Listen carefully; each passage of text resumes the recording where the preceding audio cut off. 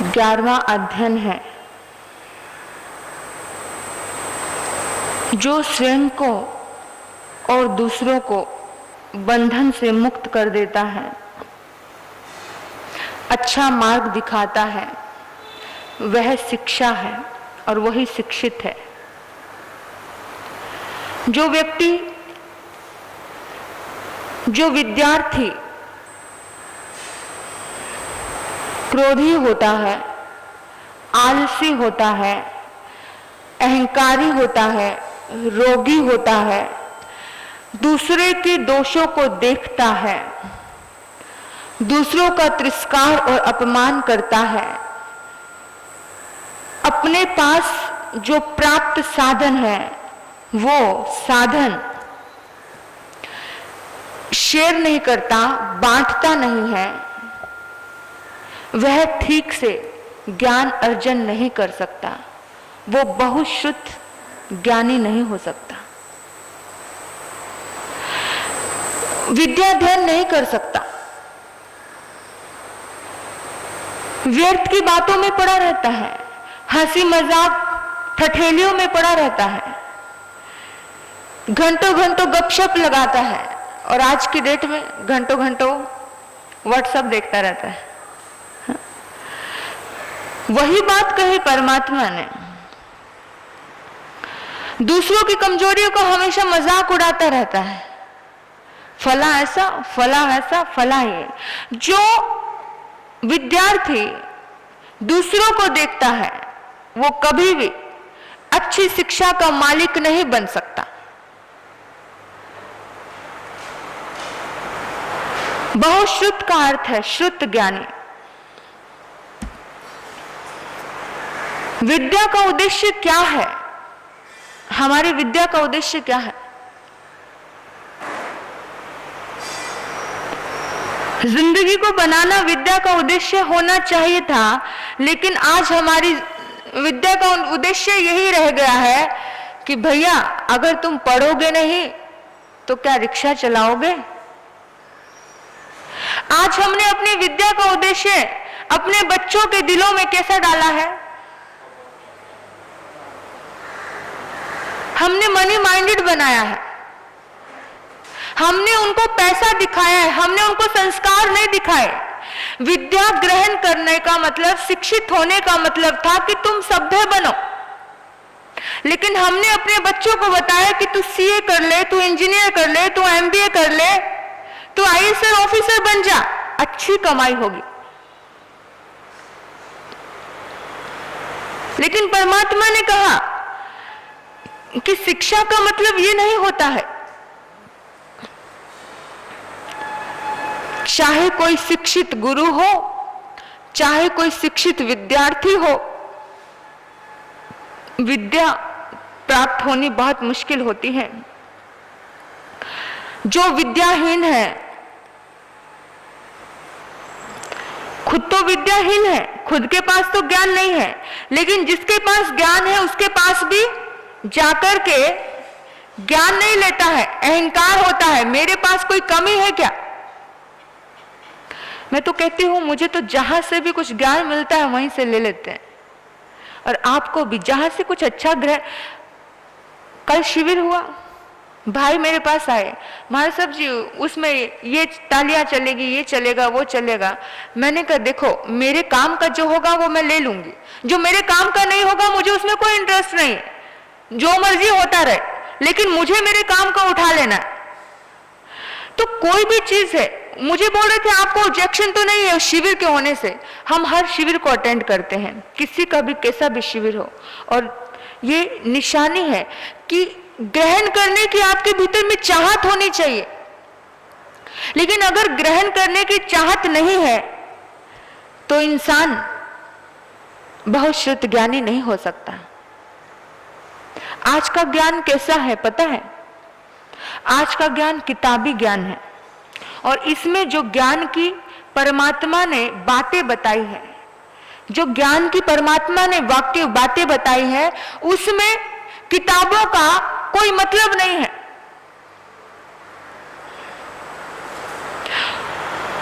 उसमें आचरण की बात है सब कुछ, किताबों का कहीं वर्णन नहीं आया है। परमात्मा ने बताया विद्यार्थी को कैसा होना चाहिए और कैसा होना चाहिए, इसमें किताबी ज्ञान कुछ नहीं आया है कि ये किताब पढ़नी चाहिए, आईएएस ऑफिसर बन जाना चाहिए, सीए बन जाना चाहिए, ये नहीं। शिक्षित कौन हो सकता है और कौन होता है शिक्षित और कौन है शिक्षा, क्या है शिक्षा, ये सब बातें इसमें की है। सबसे पहले बताया है कि शिक्षा कौन ग्रहण नहीं कर सकता, अध्ययन कौन आत्मा नहीं कर सकती है, कुछ प्राप्त कोई आत्मा ज्ञान कौन सबका। देखो आत्मा में, हर आत्मा में ज्ञान का वास है, लेकिन हमारे ज्ञान पे पर्दे पड़े हुए हैं, ढका हुआ है ज्ञान, हमें दिख नहीं रहा। इंसान कहते हैं कि ज्ञान इस जन्म में भी रहता है और अगले जन्म में भी जाता है, धन इसी जन्म में रहता है, लेकिन ज्ञान आपके साथ जन्मों जन्मों तक चलता है। ज्ञान चलता है तभी तो जाति स्मरण ज्ञान होता है, तभी तो पूर्व जन्म का ज्ञान हो जाता है। बताया है कि 5 कारणों से शिक्षा प्राप्त नहीं की जा सकती। 5 व्यक्ति अपनी जिंदगी में कभी भी शिक्षित नहीं हो सकते, कभी भी ज्ञानी नहीं हो सकते। ज्ञानी होने का मतलब शुद्ध ज्ञान से लेकर मति ज्ञान से लेकर केवल ज्ञान तक। केवल ज्ञानी जो केवल ज्ञान प्राप्त करते हैं, कितनी बार उन लोगों ने कुछ भी पढ़ा नहीं होता। अब आचार्य वृद्धवादी मुनि का आप उदाहरण सुनते हो कि मास्तुष मारुष मातुष मारुष करते करते मास्तुष करने लगा था। कुछ ज्ञान नहीं था, इतनी सी लाइन भी याद नहीं होती थी, तो भी 3 लोक का ज्ञान प्रकट हो जाता है भीतर में। हम कौन से ज्ञान की बात करते हैं? हम किताबी ज्ञान की बात करते हैं। लेकिन जब भीतर से स्रोत फूटता है, भीतर से ज्ञान जागता है, उसका अलग ही कुछ मजा होता है। बाहर का ज्ञान कुछ काम का नहीं होता उसके सामने, लेकिन फिर भी बाहर का ज्ञान कैसा है पता है? बाहर का ज्ञान है जैसे आपके घरों में, सबके घरों में टंकी है ना, टंकी है ना, पानी की टंकी। 2 दिन मोटर ना चलाओ, कितने दिन तक उस टंकी का पानी यूज करोगे? हाँ, कितने दिन यूज करोगे?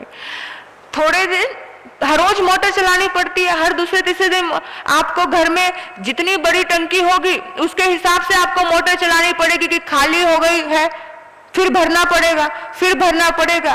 कब तक रट रट के बोलोगे? कब तक याद कर कर के एग्जाम देते रहोगे, परीक्षा में पास और फेल होते रहोगे? बाहर का ज्ञान ऐसा ही है। बाहर का ज्ञान कैसा है? उसमें डालना पड़ता है, खाली हो जाता है। डालना, जैसे टंकी में मोटर के द्वारा पानी भरना पड़ता है, तभी आप उस टूटी से उसको यूज करते हो। लेकिन अगर मोटर के द्वारा टंकी में ऊपर पानी नहीं पहुंचे तो खाली। ऐसा ज्ञान है बाहर का। लेकिन भीतर का ज्ञान होता है कुएं का। कुएं में से जितना ज्यादा पानी निकालोगे उतना ज्यादा पानी का स्रोत फूटता रहेगा, पानी भरता रहेगा, जितना ज्यादा निकालोगे। ये होता है आत्मा का ज्ञान। आत्मज्ञानी को कभी टाइम नहीं देखना पड़ता, 1 घंटा हो गया, 2 घंटा हो गया, मेरा मैटर खत्म हो गया, ऐसा नहीं सोचना पड़ता आत्मज्ञानी को। आत्मज्ञानी जब बोलता है, धर्म चर्चा करता है, धर्म शास्त्र का अनुवादन करता है, धर्म शास्त्र की शिक्षा देता है, तो आत्मज्ञानी व्यक्ति कभी टाइम नहीं देखता कि इतना समय हो गया, मेरा मैटर खत्म हो गया, मैं अब क्या बोलूंगा।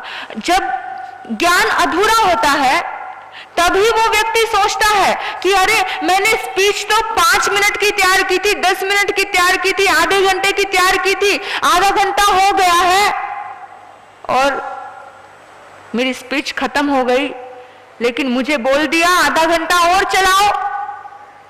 अब कैसे बोलूं, अब क्या बोलूं? ये बाहर की शिक्षा है। बाहर की शिक्षा यही सोचती है कि अब क्या बोलूं, अब कैसा बोलूं, क्योंकि तैयारी तो इतनी ही की थी। बाहर की शिक्षा यानी पानी डालना पड़ता है, बाहर की शिक्षा। लेकिन भीतर की शिक्षा 1 घंटा हो जाए, 2 घंटा हो जाए, 3 घंटे हो जाए, आप रुकते नहीं हो। और परमात्मा प्रभु महावीर को भीतर की शिक्षा थी। 16 पहर तक बोलना आसान था क्या? कंटिन्यू बोल रहे थे, रुक नहीं रहे थे। यह होता है भीतर का ज्ञान। जब भीतर का ज्ञान प्रकट होता है तो घड़ी की तरफ नजर नहीं जाती है। जब भीतर का ज्ञान प्रकट नहीं होता है तो यहां बैठा हुआ व्यक्ति भी 10 बार देखेगा, अरे टाइम हुआ कि नहीं हुआ, अरे टाइम हुआ कि नहीं हुआ। यहां तो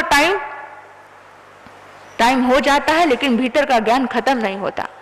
जब ये स्थिति आती है तो समझना भीतर से प्रकट हुआ है, भीतर से जाग रहा है, भीतर संवेदनाओं से, आत्माओं से जन्मों जन्मों का ज्ञान प्रकट हो रहा है। ये होता है भीतर का ज्ञान। लेकिन ज्ञान प्राप्त कैसे होता है और ज्ञान प्राप्त कैसे नहीं होता है, इसकी बात भी परमात्मा ने की। 5 कारणों से इंसान को शिक्षा प्राप्त नहीं हो सकती, इंसान को समझ प्राप्त नहीं हो सकती। 5 कारणों में से पहला कारण है अभिमान। अभिमानी व्यक्ति कभी शिक्षित नहीं हो सकता। आपको पता है, जब कोई व्यक्ति अभिमान से ग्रस्त होता है, एक समय आता है कि उसकी सारी शिक्षाएं, सारी दीक्षाएं, सारे अस्त्र शस्त्र विलुप्त हो जाते हैं। पहला कदम याद दिला दूं मैं आपको करण का। करण ने सोचा था, एक पल के लिए करण के मन में आया था कि दुनिया मुझे सूत पुत्र के नाम से जानती है, सूत पुत्र को भी अधिकार है अपने शिक्षित होने का, दीक्षित होने का। और सूत पुत्र ने, उस करण ने भीतर में एक पल के लिए ईगो प्रकट हुई कि मैं भी कुछ करके दिखाऊंगा, और चुनौती देकर गया था अर्जुन को, और झूठ बोलकर शिक्षा ग्रहण की थी अपने गुरु से। झूठ बोला था कि मैं ब्राह्मण हूं, क्योंकि परशुराम केवल ब्राह्मणों को ही शिक्षित करते थे। उनका विरोध था, ना वो क्षत्रियों को शिक्षित करते थे, ना वो शूद्र जाति को शिक्षित करते थे। पहले जमाने में ये था कि मैं केवल शिक्षा दूंगा तो केवल ब्राह्मणों को शिक्षा दूंगा, इसके अलावा मेरे से कोई शिक्षित नहीं हो सकता। और परशुराम कोई साधारण व्यक्तित्व नहीं थे, बहुत महान व्यक्तित्व के मालिक थे। उनके चरणों में गया और उनके चरणों में जाकर के उनसे बड़ी विनय की, बड़ा प्रेम किया, बार बार हाथ जोड़कर निवेदन किया, विनय किया। ज्ञान तो मिल गया, लेकिन उसके साथ उठा हुआ पहला कदम जो था, जो सोच कर निकला था कि मैं सारी दुनिया को दिखा दूंगा, जो सोच में कहीं ना कहीं कुछ अहंकार था सोच में। और जब गया वहां जाकर, याद रखना, वकील से, डॉक्टर से और गुरु से, इन 3 जनों से झूठ बोला तो ना तुम्हारी, डॉक्टर से झूठ बोलोगे तो तुम्हारी बीमारी ठीक नहीं हो सकती, है ना। डॉक्टर से झूठ बोला तो बीमारी ठीक नहीं हो सकती। वकील से झूठ बोला तो केस वकील हार जाएगा, जीत नहीं पाएगा। और गुरु से झूठ बोला तो शिक्षा कभी काम नहीं आएगी। वक्त आने पर, सही समय आने पर, जिस समय में आपको शिक्षा की बहुत ज्यादा जरूरत थी, उस समय में वो शिक्षाएं, वो सारी की सारे अस्त्र शस्त्र विद्याएं विलुप्त हो जाएंगे। और वही हुआ करण की जिंदगी में कि पहला कदम झूठ बोल करके शुरू किया था। किसी से रिश्ता जोड़ने जाओ, किसी से भी, गुरु शिष्य से रिश्ता जोड़ो या किसी टीचर अध्यापक से रिश्ता जोड़ो, कभी कभार झूठ बोल करके एडमिशन ले लेते हैं, लेकिन वो शिक्षा आपको समय पर काम नहीं आती है, वो शिक्षा आपकी खो जाती है। और करण ने पहले कदम पे झूठ बोला था कि मैं ब्राह्मण हूं। ब्राह्मण का कपड़े पहन के गया था और बोला था मैं ब्राह्मण हूं,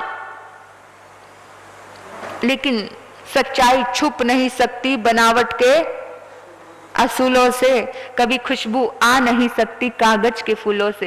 और एक दिन सच्चाई प्रकट हो जाती है, और सच्चाई प्रकट ऐसे होती है कि एक दिन गुरु को अपने कांधे, अपने गोद में सुलाया हुआ था, उनका सिर उनकी अपनी जंघा पर रखा हुआ था और गुरु सो रहे थे। बड़ी सेवा की, गुरु बड़े प्रसन्न है अपने शिष्य करण के प्रति। लेकिन जैसे ही एक बिच्छू एक कीड़ा, जहरीला कीड़ा आया और उसको डंक लगा दिया, मेरे गुरु की नींद ना खुल जाए। देखिए, जब रिश्ते इस कदर शुरू होते हैं, तुम करना अच्छा जाओगे, करना अच्छा चाहोगे, हो जाएगा गलत, पता ही नहीं चलेगा। अच्छा करते करते कब गलत हो जाता है पता नहीं चलता, कब तुम्हारा नुकसान हो जाएगा ये पता नहीं चलेगा। सोचा था मेरे गुरु की नींद ना खुले, बड़ा समर्पित था, बड़ा विनयवान था, बड़े अच्छे से चल रहा था, लेकिन इनके साथ एक चीज भी आ जाए ना, एक चीज भी, अब खीर में कुछ कंकर आ जाए तो पूरी खीर खराब हो जाती है। अच्छा मेवा मिष्ठान डाला खीर में, अच्छा दूध डाला खीर में, अच्छे चावल डाले, लेकिन कंकर आ जाए तो वो पूरी खीर खराब। ऐसा ही सब अच्छा था करण के अंदर, सब अच्छा, लेकिन अपने गुरु से झूठ बोलकर रिश्ता जोड़ा, क्योंकि अपने अभिमान को पूर्ण करना था, अपनी शिक्षा लेनी थी, अपने शस्त्र अस्त्र बढ़ाने थे, अपने बहुत ताकतें बढ़ानी थी, ताकि अर्जुन से, सोचो, अर्जुन से जीत सके। श्रेष्ठ धनुधारी मैं बनूं, मैं, और जहां मैं आ जाता है वहां पर गया सब कुछ पानी में। और आपको बताऊं, जिस टाइम में गुरु ने गिला गिला गुरु के मुंह पर लगा, गुरु के लगा कि गुरु एकदम उठे, गुरु ने देखा, अरे तूने बताया क्यों नहीं, तूने बताया क्यों नहीं? बोला गुरुदेव आपकी नींद खुल जाएगी। गुरुदेव को क्लिक हुआ कि ब्राह्मण इतना ताकतवर नहीं हो सकता। बोला सच सच बता, तू कौन है, तू कौन है?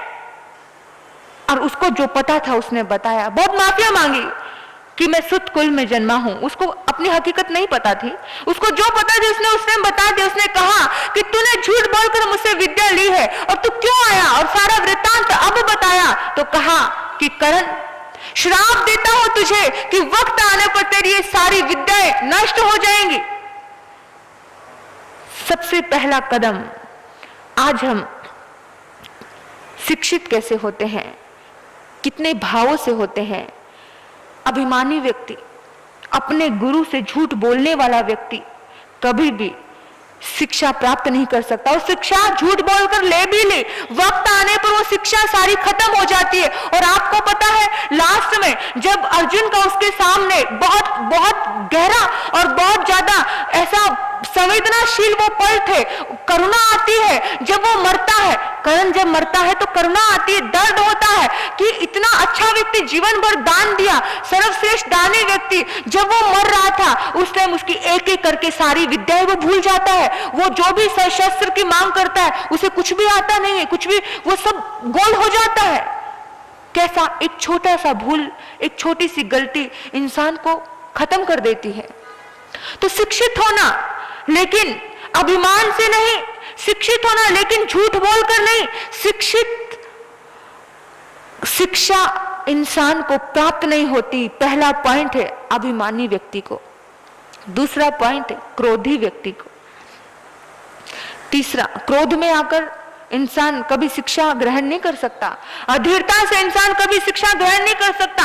आप देखो, आपके सामने टीचर बैठी हो, आपके बच्चे बैठे हो, और बच्चा जो बार बार इरिटेट होता रहे, चिड़चिड़ करता रहे, क्रोधित होता रहे, तो आपको क्या लगता है कि वो शिक्षित हो पाएगा? या दोनों ही समय में शिक्षित करने के लिए भी धैर्य लगता है, शांति लगती है, शिक्षित होने के लिए भी शांति लगती है। कोई भी शिक्षा हो, कोई भी शिक्षा हो, जिंदगी में भी कुछ पाठ, जिंदगी भी हमें कुछ पाठ पढ़ाती है, जिंदगी भी हमें कुछ शिक्षा देती है, लेकिन उन दोनों के बीच में हमें शांति से तालमेल बिठाना पड़ता है। रिश्ते भी हमें कुछ ना कुछ पढ़ाते हैं, उन रिश्तों में भी तभी हम टिक पाते हैं जब हमारे भीतर में क्या रहती है, प्रेम रहता है, शांति रहती है, क्रोध नहीं रहता। तो ही हम एक दूसरे से कुछ ना कुछ शेयर कर पाते हैं, एक दूसरे से कुछ अनुभव बांट पाते हैं। क्रोधी व्यक्ति कोई अनुभव ना शेयर कर पाता है, ना शिक्षित हो पाता है, ना उसे किसी दूसरे के अनुभव मिलते हैं, क्योंकि क्रोधी व्यक्ति को थोड़ी कोई अपने आसपास बिठाना चाहेगा। अपने आसपास तो प्रेमी व्यक्ति को बिठाना चाहेगा, उसी को कुछ बताएगा, उसी को कुछ अनुभव देगा। बड़ों के अनुभव भी शांत व्यक्ति को मिलते हैं। और ये उदाहरण तो आपके पास है कि जब राम ने लक्ष्मण को बोला था जा शिक्षा लेकर आ, तो प्यार से, विनय से लक्ष्मण जब उनके चरणों में जाते हैं तभी उन्हें शिक्षा मिलती है। तो किसी से कुछ प्राप्त करना है तो अपने भीतर में क्रोध नहीं, शांति से जाना पड़ता है। और दूसरा है प्रमाद। प्रमादी व्यक्ति कभी भी शिक्षित नहीं हो सकता। वो प्रमाद नहीं पड़ा है। प्रमाद भीतर की चीज है, भीतर से उत्साह नहीं होगा। भीतर में आलस शरीर में होता है कि वो सोता रहता है, लुढ़कता रहता है, और सो गए सुतता रहता है, लेकिन प्रमाद भीतर की जागृति नहीं है, भीतर से उत्सुकता नहीं है। ये दोनों चीजें, प्रमाद और आलस, व्यक्ति शिक्षित नहीं हो सकता। रोगी व्यक्ति शिक्षित नहीं हो सकता। जो निरोग होता है वही शिक्षित हो सकता है। जो इंसान हमेशा दूसरों का मजाक करता रहता है, ए तुझे कुछ नहीं आता है। कभी कभी ऐसा होता है, हाँ, बच्चे लोग होते हैं स्कूल में और कोई हमेशा ही उसके नंबर कम आए तो क्या बोलते हैं, तुझे कुछ नहीं आता, ये तो हमेशा इसको पुअर मिलता है, मुझे हमेशा एक्सीलेंट मिलता है, मुझे वेरी गुड मिलता है। बच्चों को ये चीजें समझानी है कि अगर किसी को नहीं आता है तो उसके प्रति मजाक का भाव मत लेकर आओ। अगर किसी की बुद्धि का, अगर किसी की कम बुद्धि का मजाक उड़ाया तो आपके पास ही लौटकर वो कम बुद्धि आने वाली है। आज तुम बुद्धिमान हो, लेकिन कब ऐसा झटका लगता है, कुछ ब्रेन ट्यूमर हो गया, कुछ ऐसा हो गया, किसी को पहचानना ही भूल गए। अपने उसका घमंड किया, अब किसी का मजाक उड़ाया। जो दूसरों का हंसी मजाक करता रहता है, जो दूसरे को नीचा दिखाता रहता है, वो कभी भी शिक्षा का अधिकारी नहीं बन सकता। जो सदा शांत दांत रहता है, जो सहनशील रहता है, उसे ही शिक्षा मिलती है। जो किसी का मर्म प्रकट कर देता है वो कभी शिक्षित नहीं हो सकता। मर्म मतलब गुप्त रहस्य, किसी की गुप्त बात। और ये चीज तो इंसानों में इतनी जबरदस्त है। चार लोग मिलते हैं, कोई घटना घटती है, अरे अरे तुझे पता है फला जगह ये हुआ, तुझे पता है वो व्यक्ति ऐसा है, तुझे पता है उसने ऐसा ऐसा किया। उस व्यक्ति की जिंदगी में एक पल ऐसा आएगा कि वो बिल्कुल और बिल्कुल मूर्ख, वो ऐसा मूर्ख बनकर के धरती पे पैदा होता है जैसे खुद तो जिस डाली पर बैठा है ना, वही डाली काटेगा और नीचे गिरेगा। ऐसा मूर्ख बनता है जो व्यक्ति दूसरे के मर्म भेद को प्रकट करता है, दूसरे की गुप्त रहस्य को प्रकट करता है, जो दूसरे की कमजोरियों को प्रकट करता है, वो व्यक्ति ऐसा ही बनता है। इसलिए जो शिक्षित यानी जो ज्ञानी होने वाला हो, जो आत्मा से परमात्मा बनने वाला व्यक्ति हो, वही व्यक्ति, उस व्यक्ति के अंदर ये गुण होते हैं एक ना एक दिन कि वो छुपाना जानता है, वो दूसरे के दुर्गुण भी ढकना जानता है। अपने दुर्गुण कैसे ढकते हो आप? कैसे ढकते हो? किसी को पता ना चल जाए। अपने आप को तो इतना सच्चा समझते हो, अपने आप को तो सावित्री समझते हो, और दूसरे को कमजोर समझते हो। दूसरा ऐसा, दूसरा वैसा, दूसरा ये, दूसरा वो। लेकिन वो व्यक्ति कभी भी आत्मा से परमात्मा के लेवल तक नहीं जा सकता। जो व्यक्ति सिर्फ खुद को ही अच्छा समझे, जो खुद को ही करे, अपनी तारीफ करे, अपनी प्रशंसा करे, खुद के दूसरे के मर्म को कुरेदता है। अच्छा फिर कैसे हुआ था, अच्छा फिर क्या हुआ, अच्छा ऐसा हो गया, फिर कोई भी गलत चीज, गलत बात, किसी की गुप्त रहस्य, कुछ गुप्त चीजें प्रकट करने की इंसान को आदत होती है, खोलने की। किसी का राज कभी मत खोलो, क्योंकि हम अगर किसी का राज खोलेंगे तो हमारी जिंदगी की हर परतें खुलती जाएंगी, और हम भी कभी इस गर्त में इस कदर डूब जाएंगे कि हम कभी ज्ञानी नहीं हो सकते हैं। जो शील और सर्वदा आचारहीन रहता है, शीलवान नहीं रहता, संस्कारी नहीं है, वो कभी शिक्षा का अधिकारी नहीं होता है। जो दोषों से दूर रहता है वही शिक्षा का अधिकारी होता है। कुछ लोग ध्यान केवल खाने में रहता है, हमेशा रस लोलुप होता है। सिर्फ खाना और तीखा बकना और तीखा काम करना। वो व्यक्ति कभी भी ज्ञान का अधिकारी नहीं होता है। ये दो काम करती है जबान, हाँ, ये दो काम करती है। एक मीठा तो खाएगी और तीखा बकेगी, वो व्यक्ति कभी ज्ञानी नहीं हो सकता। उसको चटोरा कहा है, चटोरा, चटोरा और बटोरा, ज्यादा बातें करने वाला बटोरा और ज्यादा अच्छा माल खाने वाला चटोरा। ऐसा व्यक्ति कभी भी ज्ञानी नहीं हो सकता, क्योंकि उसको इसके ऊपर कंट्रोल नहीं है। वो पढ़ेगा कब, लिखेगा कब, वो आत्म साधना कब करेगा, कब खुद से जुड़ेगा, कब खुद को पढ़ेगा, कब खुद के आगम को खोलेगा, कब आत्मा को देखेगा। उसको तो सिर्फ बाहर के लोग दिखते हैं, फला ऐसा कर रहा है, फला वैसा कर रहा है। वो कब अपनी आत्मा को परमात्मा से जोड़ेगा? फिर मनुष्य जन्म का वो फिर सिलसिला। आज तो कोई पुराना कर्म उदय था जो इतना अच्छा जीवन मिला, पांचों इंद्रिय सुरक्षित मिली, अच्छा पद प्रतिष्ठा मिला, लेकिन पूरा का पूरा यहीं पर आकर खो देंगे और सारा फिर से 84 लाख जीवा यानी शुरू, फिर से नरक, निगोर, तिरंच गति, इन्हीं गतियों की यात्रा करते रहोगे। कब तक? कभी तो बनो। कब तक दूसरे के आगे नाक रगड़ते रहोगे? कब तक दूसरे की पूजा करते रहोगे? कब तो पूज्य बनो। कभी तो अपने आप को श्रेष्ठ पे, इतने लेवल पे बिठाओ कि कोई तुम्हारी पूजा करे।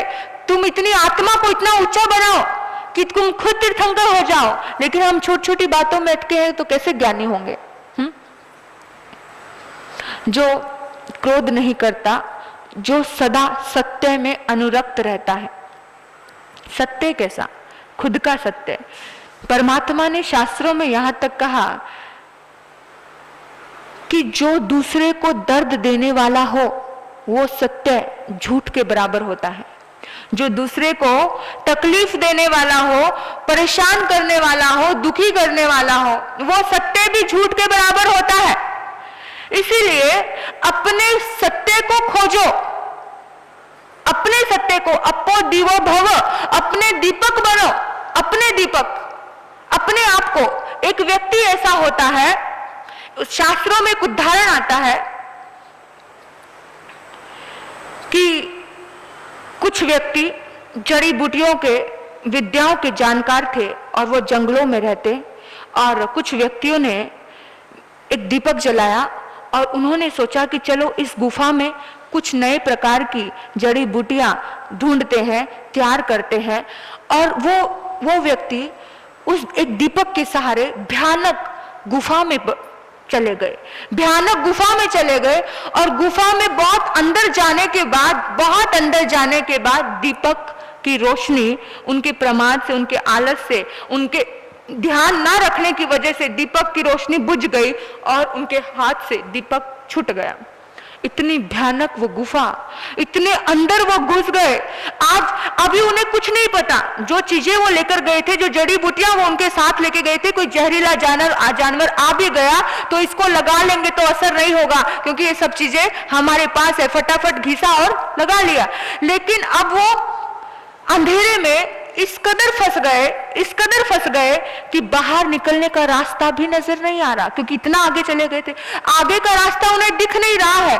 और उस गुफा में से जहरीले सर्प आए और उन सभी के सभी ग्रुप लोगों को, सारा बहुत बड़ा ग्रुप था, सभी को डंक मारकर वहीं खत्म कर दिया। वो उनकी जिंदगी उस गुफा में ही खत्म होगी। अंधकार की गुफा में अज्ञान ऐसा ही होता है, ना तो इंसान बाहर निकल पाता है, ना आर पार हो सकता है, वहीं पे फंसकर वही मर जाता है।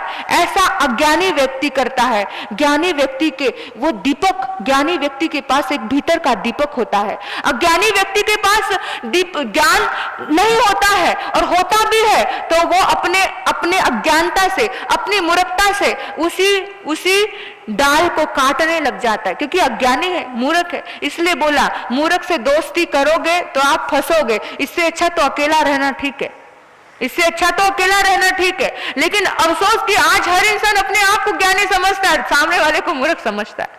लेकिन कैसे अपने दीपक बनोगे जब आपने सोचा ही नहीं कि ये दीपक, ये ज्ञान रूपी दीपक ही मुझे पार करेगा। जब तक अगर उसने दीपक को संभाल लिया होता उन सभी युवकों ने, तो निश्चित ही उनकी मौत नहीं होती, वो बच जाते, वो निकल जाती, वो कुछ खोज लेते। लेकिन हम खोजने तो जाते हैं, लेकिन हमारी मौत बीच में ही हो जाती है, क्योंकि हम आलस में, प्रमाद में, क्रोध में इस कदर अटकते हैं, हमारे आत्मा का दीपक बुझ जाता है, हमारी आत्मा की रोशनी बुझ जाती है, क्योंकि हम ही उसे बुझा देते हैं। अब लालटेन पे अगर एक कुछ कपड़ा या कुछ ऐसा रख दिया जाए, कुछ बाल्टी उल्टी करके रख दी जाए, तो रोशनी आएगी क्या? ऐसे ही हमने अपनी आत्मा के ऊपर इतने पर्दे ढक दिए हैं तो भीतर से ज्ञान की रोशनी हमें दिखती नहीं है। लेकिन ऐसा नहीं है कि रोशनी नहीं है, रोशनी तो है। लाइटन देखी है ना आपने, तो लाइटन के ऊपर से जब बाल्टी हटा दी तो अपने आप ही रोशनी से वो कमरा जगमगाने लग जाएगा। आप दीपक जलाओ, दीपक के ऊपर छोटा सा दीपक, उसके ऊपर गिलास रख दो तो वो दीपक की रोशनी भी दिखाई नहीं देगी, लेकिन अंदर से जल तो रही है, वो दीपक की रोशनी बाती जल रही है, वो रोशनी बुझी नहीं है। लेकिन अगर आपने इतना पुरुषार्थ किया, इतनी हिम्मत की कि आपने उसको हटा दिया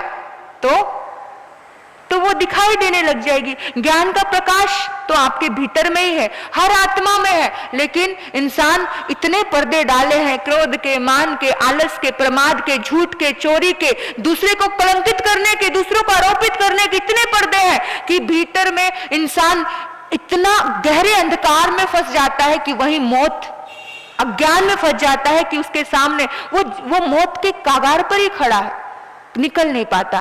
तो अगर हमें निकलना है तो अपनी आत्मा की ज्योति को प्रकट करना जरूरी है। 14 प्रकार से व्यक्ति व्यवहार करने वाला मुनि और गृहस्थी संयत मुनि 14 प्रकार से अविनीत कहलाता है जो आपने, और वो कभी भी निर्वाण को प्राप्त नहीं कर सकता, निर्वाण को प्राप्त नहीं कर सकता, मुक्ति को प्राप्त नहीं कर सकता, कैवल्य को प्राप्त नहीं कर सकता। जो 14 प्रकार के गलत चीजों में उलझा रहता है, यानी कि जो बार बार क्रोध करता है, छोटी छोटी बात पे क्रोध करता है, बात बात पे क्रोध करता है, और जो क्रोध को लंबे समय तक रखता है, क्रोध आया और निकल गया, छोड़ दिया, बात आ जाता है, स्वाभाविक है, कोई बात हुई, हुआ, क्रोध आया लेकिन लंबे समय तक रखा, बार बार रखा। उस टाइम उसने ये कहा था, वहीं पकड़ गए, उस टाइम उसने ये कहा था, वही बात, जब भी कुछ बात होने लगे, उस टाइम तुमने ये कहा था, उस टाइम तुमने ये कहा था, उस टाइम तुमने ये कहा था, यानी कि वो जिंदगी में कभी आगे ही नहीं बढ़ पाता। अगर जिंदगी में आगे बढ़ना है तो जो बात हुई है उसे वही छोड़ना पड़ता है, तभी तुम कुछ ज्ञान की बातें प्राप्त कर पाओगे, तभी कोई ज्ञानी हो पाएगा। अगर वही उसी को पकड़ के रखेगा, तूने 1 साल पहले मुझे ये कहा था, 2 साल पहले वो ये कहा था, तो कभी भी वो आगे बढ़ नहीं पाता है। दूसरी बात है, जो मित्रता को, जो अच्छे लोगों को ठुकरा देता है, वो व्यक्ति कभी भी ज्ञानी नहीं बन पाता। जानते हो, भगवान महावीर के पास जब शंका की दृष्टि लेकर के गौतम आए थे तो भगवान महावीर सोच सकते थे ना, ये तो इतना शंकाशील है, पहले ही नेगेटिव है, मैं क्यों इसके पास इसको अपनी जिंदगी में स्थान दूं। लेकिन भगवान महावीर ने ऐसा नहीं सोचा। भगवान महावीर ने बल्कि अपने प्रेम से उसकी शंका का समाधान किया। ये नहीं कहा, अरे जिस दिन तू मेरे पास पहले ही दिन से आया था ना, पहले ही दिन तेरे मन में मेरे प्रति शंका थी। नहीं, एक बार भी उपालंब नहीं दिया, एक बार भी शिकायत नहीं की। हमारी जिंदगी में पहले कदम पर, दूसरे कदम पर, तीसरे कदम पर कोई ऐसे रिश्ते आते हैं और हम उपालंब देना शुरू कर देते हैं। ये परमात्मा ने छोटे छोटे वाक्य हमें, हमारे लिए और आपके लिए दिए हैं कि तुम उपालंब मत दीजिए अपने रिश्तों में। जब भगवान के पास में मेघ कुमार आया था ये सोचकर कि इनकी मुपट्टी और इनका औगा मैं दे दूंगा, भैया मुझसे नहीं पलता, कल ही तो संयम लिया था, कल ही तो दीक्षित हुआ था, कल ही हुआ, इतने भावों से दीक्षित हुआ और सोचा था कि मुपट्टी और औगा दे दूंगा, मुझे नहीं चाहिए। मैं तो रात भर सो नहीं पाया, कौन जिएगा पूरी जिंदगी ऐसे। मैंने तो सबसे लास्ट में आसन लगा दिया, और वो तो व्यवस्था थी, साधु जीवन की व्यवस्था है। जो सबसे पहले होगा उसका सबसे, जो पहले दीक्षित है वो पहले, फिर दूसरा, तीसरा, चौथा, ये सबसे लास्ट में दीक्षित था तो सबसे दरवाजे पे। अब कोई भी संत उठता है लघु शंका के लिए, कुछ नीति के लिए जाता है बाहर, कोई स्वाध्याय के लिए जाता है बाहर, सब उसको पैर मार मार के जा रहे हैं और खमाऊं खमाऊं कर रहे हैं। कहते बस एक खमाऊं खमाऊं शब्द लगा के रखा है। अरे हर पल पे कोई ना कोई, किसी अंधेरा था, इतना अंधेरा, किसी ना किसी का पैर लग ही जाता था, और सोचा कि मुझे तो नहीं जीना है बाबा, मुझे नहीं रहना है साधु जीवन में, और वहीं पर छोड़ने की इच्छा रखी। भगवान के पास आया वंदन करने के लिए, भगवान जान गए थे, लेकिन भगवान को कहे कौन, कौन कहेगा। सोच तो लेता है इंसान कि वो व्यक्ति आएगा, उसको ये कहूंगा, उसको वो कहूंगा, ये कहूंगा, लेकिन जब चेहरा दिखता है सामने तो चुप। और भगवान तो जानते थे, भगवान ने बड़े प्यार से कहा, उपालम नहीं दिया। अरे अरे तू राजकुमार, तू इतने बड़े खानदान से बिलोंग करता है और तेरी इतनी गंदी सोच हो गई एक ही रात में, तू कहता है मैं छोड़ के जा रहा हूं। उपालंब नहीं दिया, गुस्सा नहीं किया, क्रोध नहीं किया कि हम तो एक मिनट में क्रोध कर देते हैं कि तू इतना गिर गया है, तू इतना गिर गया है कि तू सोचता है कि तू ये रिश्ता नहीं निभा पाएगा। हमारे बहू, हमारे बच्चे, हमारे परिवार में भी ऐसा कुछ घटनाएं घटती है कि इंसान सोचता है कि नहीं बाबा मुझे तो डिवोर्स चाहिए, मुझे इसके साथ जीना ही नहीं है। और फिर हम क्या करते हैं, शिकायती हो जाते हैं, ये ऐसा वो ऐसा, तुम कहोगे गलत, वो कहेगा तुम गलत, वो कहेगा तुम गलत, वो कहेगा तुम गलत। फिर गलत गलत के चक्कर में कौन हमेशा गलत ही हो जाता है। कभी भी गलत की वाइब्रेशन मत दो दूसरों को। लेकिन भगवान ने एक बार भी गलत की वाइब्रेशन नहीं दी। भगवान ने कहा मेघ कुमार, तुम्हारे मन में ये भाव प्रकट हुआ, तुम रात भर सो नहीं पाए ना, बहुत दिक्कत हुई ना। भगवान ने केवल ये पिक्चर तैयार की कि याद करो अपने पूरा भाव को। बस ये कहा, सिर्फ ये कहा कि अपने पूरा भाव को याद करो। तू इतना अच्छा है, तेरी आत्मा इतनी पवित्र है, ये कहा, शिकायत नहीं की। तेरी आत्मा इतनी पवित्र है, तू इतना अच्छा है, तेरे अंदर इतनी ताकत है। देख तो कि तूने खरगोश के लिए 3 दिन तक अपना पैर ऊपर उठाए रखा था, बस मन बदल गया। पूरी जिंदगी गया नहीं। संयम जीवन अगर संभालने वाला अच्छा मिल जाए, अगर अच्छे हाथों में इंसान आ जाए तो मजाल है कोई इंसान संयम छोड़ दे। मैं तो कहती हूँ अगर हाथ अच्छे हो तो कोई संयम छोड़ने के लिए राजी नहीं होगा। लेकिन नसीब अच्छा होना चाहिए कि हाथ अच्छे मिल जाए, संभालने वाले हाथ अच्छे मिलने चाहिए। परमात्मा के हाथ इतने अच्छे थे, छोड़ा क्या? भाव आने के बाद भी संयम छोड़ा क्या? नहीं छोड़ा, शिकायत नहीं की। हम भी अगर कोई इंसान की गलती देख ले तो उस टाइम शिकायती ना बने, उसकी अच्छाइयां प्रकट करे उसके सामने कि तेरे अंदर इतनी अच्छाई है, तू इतना अच्छा है, तू इतना सच्चा है, तू इतना पवित्र है। जब भी जिंदगी में रिश्तों में कोई परमात्मा ने ये बातें, छोटी छोटी बातें हमारे लिए और आपके लिए, आपको अपने रिश्तों के लिए बताया, हमारे लिए अपने रिश्तों के लिए बताया कि छोटी छोटी बातें किस कदर, किस तरह से हमें जिंदगी को जीना चाहिए। जब भी कोई ऐसी परिस्थिति आ जाए तो उस टाइम में आपको कुछ अच्छा प्रकट करना चाहिए उसके सामने, ताकि वो अपनी अच्छाई देख सके कि अरे मैंने तो इतना प्यार लुटाया हुआ है, मैंने तो इतना प्यार दिया हुआ है, तो मैं कैसे किसी को छोड़ सकता हूँ। छोटी छोटी बातें जब अच्छाई का रूप आप सामने करोगे तो शिकवा और शिकायत अपने आप खो जाएगा। तो कभी भी ठुकराओ मत किसी को। जो व्यक्ति अपनी मित्रता को ठुकरा देता है, किसी को ठुकरा देता है, वो व्यक्ति कभी भी ज्ञानी नहीं हो सकता है।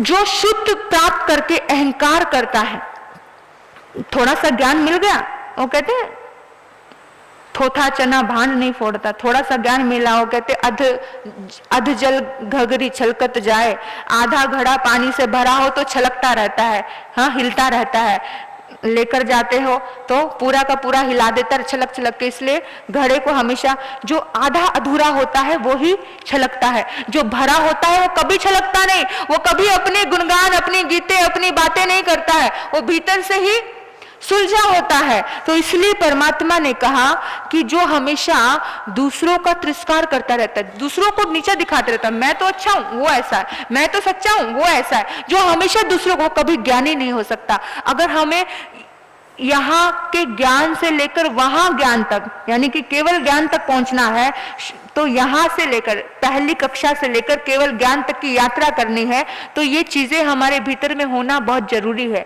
फिर बताया है कि जो छोटी छोटी ये बातें वही है, अपनों पर, इंसान गैरों पर तो क्रोध कर देता है, पर जो अपनों पर भी क्रोध करता है, अपनों को भी छोड़ता नहीं है, वो व्यक्ति कैसा होगा? जो रिश्ते मिटने वाले हैं, जो रिश्ते अनित्य हैं, उन रिश्तों पर भी क्या करता है? उन रिश्तों पर भी बार बार क्रोध करता है। एक जन्म के लिए मिले उन रिश्तों को भी संभाल नहीं सकता है। ठीक है भैया, तुझे इसमें संतुष्टि है ना, तू ऐसे कर ले, ठीक है, तुझे स्पेस देना है, ठीक है दे ले। एक सासू माँ है, एक परिवार है, जो बहू साथ में रहती है तो भी परेशानी है, वो ऐसा करती है, वो ऐसा करती है, वो ये करती है। अब मैंने कहा कि अगर इससे इतनी परेशानी है तो थोड़े दिन स्पेस दे दो ना, प्यार बढ़ जाएगा, थोड़े दिन स्पेस दे दो। मैंने कहा थोड़े दिन तक उसको थोड़ा अलग रहने दो, लेकिन नहीं, अलग भी रहना नहीं है, रहेगी भी मेरे पास भी, और पास रहेगी तो दुखी भी उसको करना है। फिर जब पास रहकर भी दुखी करना है, तुम्हें ऐसे भी मानना नहीं, तुम्हें ऐसा भी मानना नहीं, तो कैसे मानोगे? कैसे मानोगे? तो कोई तो कुछ तो अपनाना पड़ेगा। जो थोड़े टाइम के लिए मिले हैं, एक दिन तो मरना है। इतनी सी जिंदगी, 60, 70, 80 साल की जिंदगी भी हम अच्छे से नहीं जीते, और कैसे लड़ते लड़ते झगड़ते झगड़ते एक दूसरे पे दोष आरोपण करते करते जीवन कब बीत जाता पता नहीं चलता, पता ही नहीं चलता, इतना जीवन बीत गया। और उसी चीजों में घसीटते घसीटते क्या मिला, क्या सार मिला, हमें समझ ही नहीं आता है। तो सोचो, एक जन्म के लिए किस लिए फालतू के प्रपंच में पड़ना, क्यों कर्म का बंधन करना? अपनी आत्मा को देखो। तुम ज्यादा कुछ नहीं कर सकते, बस खुद को पढ़ना शुरू करो कि मुझे इन प्रपंचों में, इन झंझटों में, इन फालतू के कर्म बंधनों के कारण में मुझे खुद को नहीं उलझाना है। और ज्ञानी जो होने वाला होता है, वो जब दिखता है कि यहाँ विवाद है, वहां से हट जाता है। ज्ञानी व्यक्ति वही होता है कि अपने रास्ते बदल लेता है कि यहाँ विवाद के झंझट में पड़ना ही नहीं यार, छोड़ो, निकल जाओ, साइड हो जाओ। बैल आ रहा है सामने तो मुझे साइड होना है, मुझे खुद को बचाना है। ज्ञानी व्यक्ति खुद को बचाकर निकल जाता है। ये ज्ञानी व्यक्ति कभी नहीं कहता कि आप बैल मुझे मार और टक्कर मार। समझदार व्यक्ति निकल जाता है, अच्छा बाबा तू सही है, हम गलत है, सॉरी, क्षमा याचना, और निकल गया। ये अपनाओ, ये बातें, ये बड़ा बड़ा जबरदस्त अध्ययन है। मैं कहती हूँ जिस व्यक्ति को केवल ज्ञान तक की साधना करनी है, हर उस व्यक्ति को इस अध्ययन का हर रोज स्वाध्याय करना चाहिए, हर रोज इसका गीत गाना चाहिए, इसका गान करना चाहिए। बहुश्रुत पूजा, ये पूजा है, जितने भी बहुश्रुत हो चुके हैं, जितने भी ज्ञानी हो चुके हैं, उन सबकी पूजा है इसमें। जब आप एक एक शब्द को भीतर से करोगे तो ऑटोमेटिकली आने वाली चीजों का आपको पता चलने लग जाएगा, कुछ आत्मा को पता चलने लग जाता है, ऐसा हुआ वैसा हुआ। तो ये सब छोटी छोटी बातें उन्होंने बताई परमात्मा ने कि जो व्यक्ति अपनों की निंदा करता है वो व्यक्ति कभी ज्ञानी नहीं हो सकता। हम करते हैं, जिस थाली में हम खाते हैं ना, उसी थाली में छेद करते हैं। ये नहीं सोचते कि ये खाना जमीन पर जाएगा, जमीन का खाना, किरकिरा खाना मुझे खाना पड़ेगा, ये नहीं सोचते हैं। जिस थाली में खाए, जहां पे रहे, जो अपने मित्र हैं, अपने साथी हैं, अपने समाज के लोग हैं, अपने आसपास में रहने वाले हैं, जिनसे हमें काम रहता है, जो अपने हैं, उनको भी छोड़ता नहीं। इतने हल्के लोग होते हैं वो, इतने सस्ते लोग होते हैं वो, जो अपनों के साथ भी गलत कर देते हैं, अपनों के साथ भी बेकार में उनकी निंदा कर देते हैं, उनकी भर्त्सना करते हैं, उनकी अभिनय साधना कर देते हैं। तो पराये के साथ क्या करेंगे? वो क्या करेंगे? तो जो व्यक्ति दूसरे की बुराई करता है वो कभी ज्ञानी नहीं हो सकता। भगवान कहते हैं पिट्ठंग मांसंग न खाई जा, पीठ का मांस मत खाना। पीठ का मांस यानी किसी की निंदा करना यानी पीठ का मांस खाने के बराबर है। और हम तो बड़े शाकाहारी हैं और हमारे मुंह से तो 1 मिनट में निंदा निकल जाती है, फला ऐसा तो फला ऐसा।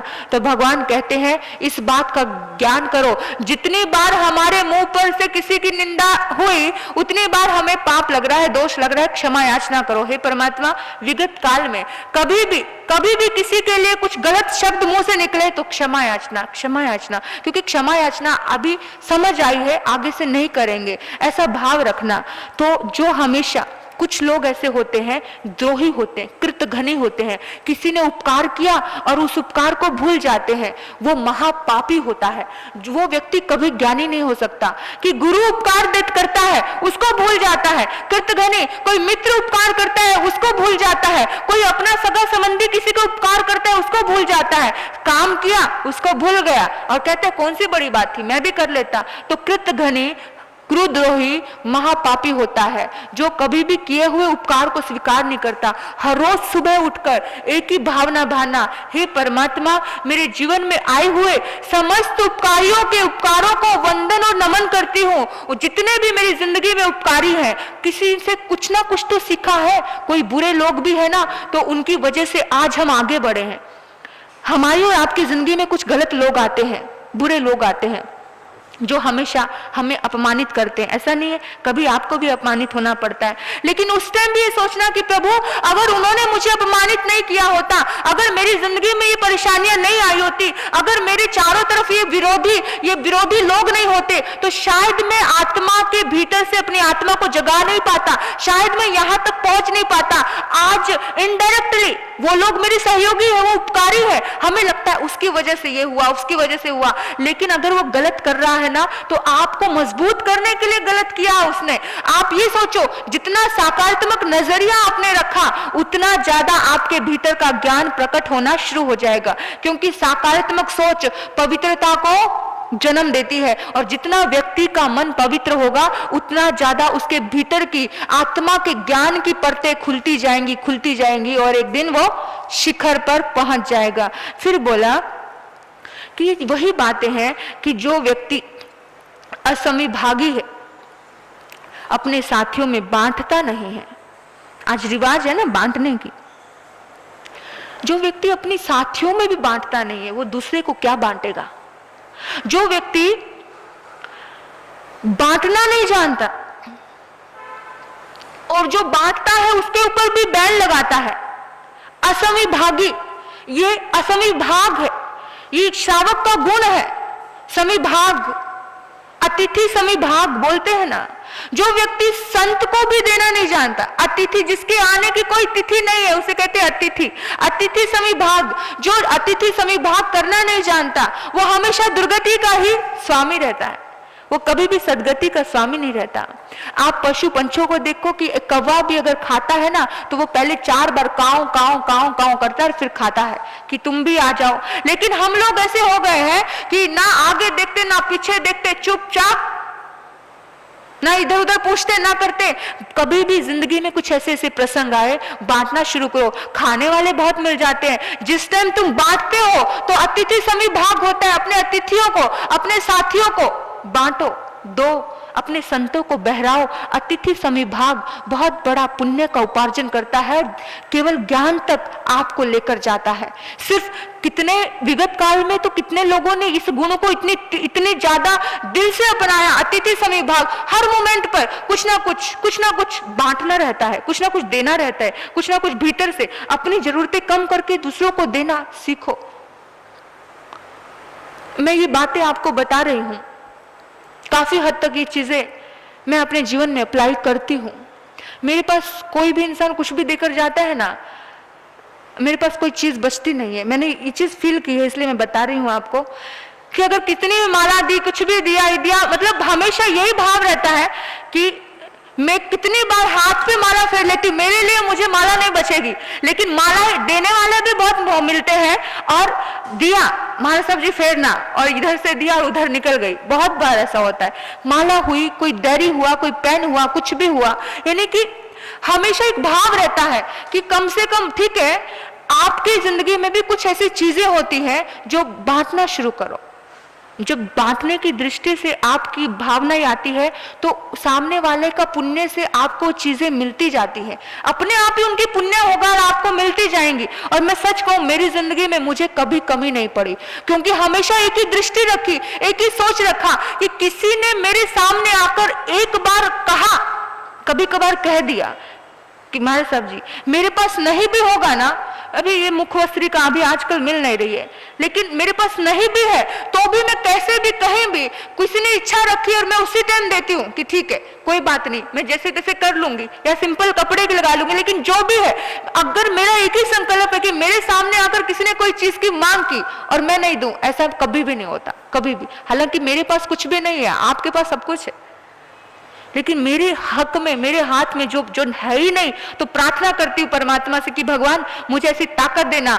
लेकिन है तो उसी टाइम भाव रहता है कि देने का, कभी ये नहीं रहता है। आने चीज आती है उससे पहले मन में तैयारी हो जाती है कि चीज वहां पहुंचानी है, उनको देनी है हमेशा। और जब ये भाव आता है ना, तो आपके पास कभी कमी नहीं रहती। अतिथि समिभाग करने वाला व्यक्ति हमेशा ज्ञान का अधिकारी होता है। तो एक गुण तो आप इन भीतर में देखिए कि क्या हम ज्ञान के अधिकारी हैं, क्या हमारे भीतर में ज्ञान प्रकट होगा, इन सब चीजों में कोई ज्ञान है। सोचते जाना आप जरा, इन 15 कारणों से व्यक्ति सुविनीत कहलाता है। और सुविनीत व्यक्ति ऐसा होता है कि सामने पापी हो जीवात्मा, पापी को भी धर्मी बनाने की ताकत उस व्यक्ति में होती है। कैसे बनाने की ताकत होती है पता है आपको? बता दो। शैलक ऋषि मुनि हो गए, राजघराने परिवार में जन्म लिया था। इतने बड़े परिवार में जन्म लिया और पूरा परिवार छोड़ करके मुनि हो गए और काफी शिष्य हो गए। काफी शिष्य होने के बाद अचानक उनकी जिंदगी में एक बीमारी ने घेर लिया।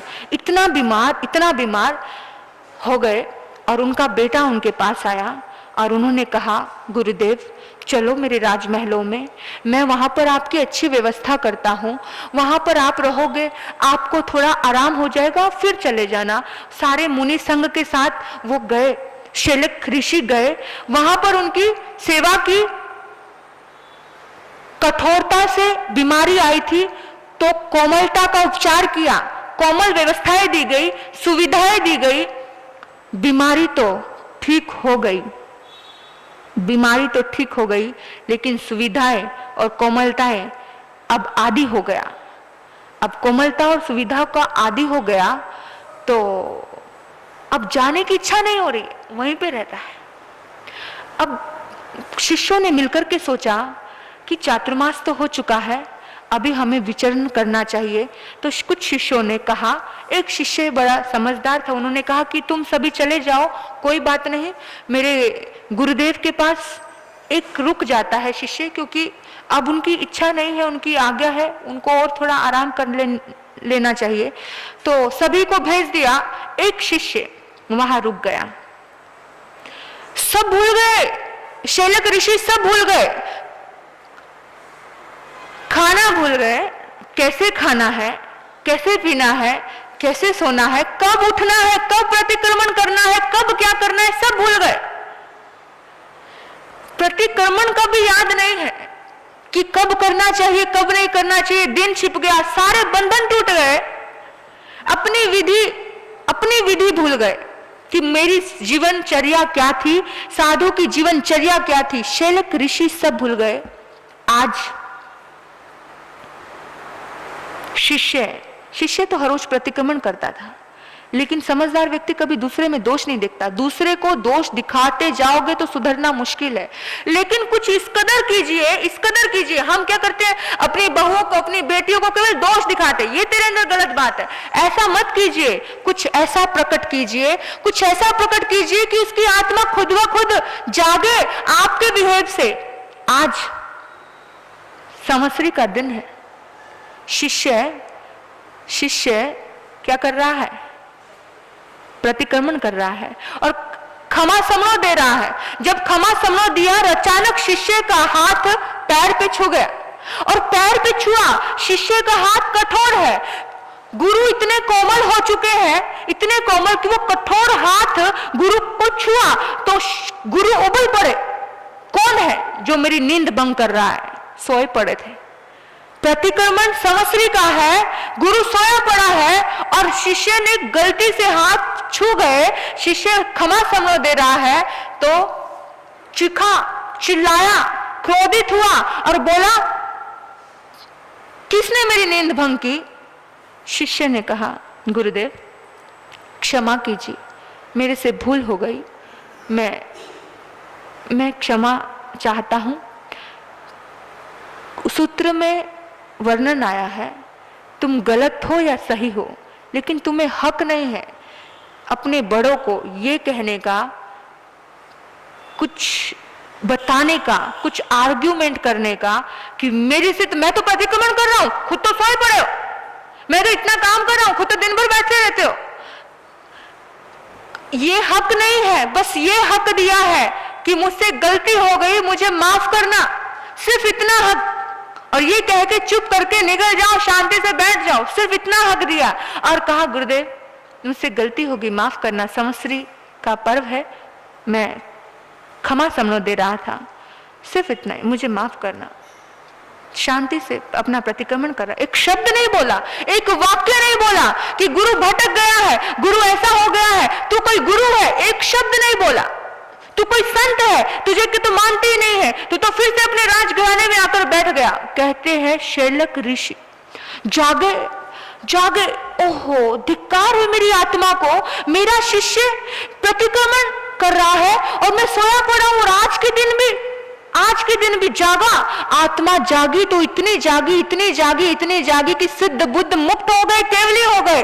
देखो आप सोचो कि इतना कठोर संयम का पालन किया, उसके बाद इतनी कठोर का संयम पालन किया कि अगर सुलझा हुआ व्यक्ति आपकी जिंदगी में आ जाए ना, सुलझा हुआ व्यक्ति, तो पूरी जिंदगी का नक्शा बदल सकता है। लेकिन उसके लिए नसीब लगता है कि कोई सुलझा हुआ व्यक्ति। एक बुरे गुरु को, एक बेकार गुरु को भी अच्छा बनाने की ताकत एक शिष्य में होती है। सिद्ध बुद्ध मुक्त करने की ताकत भी एक शिष्य में होती है। कब होती है? जब वो व्यक्ति ज्ञानी हो जाता है, समझदार हो जाता है, सुलझा हुआ हो जाता है, जिंदगी आबाद हो जाती है। जब ऐसे रिश्ते जिंदगी में आते हैं तो ऐसे रिश्ते जरूर प्रकट हो। मिल जाए पंथक जैसी बहू, उसका नाम था पंथक, उस शिष्य का नाम था।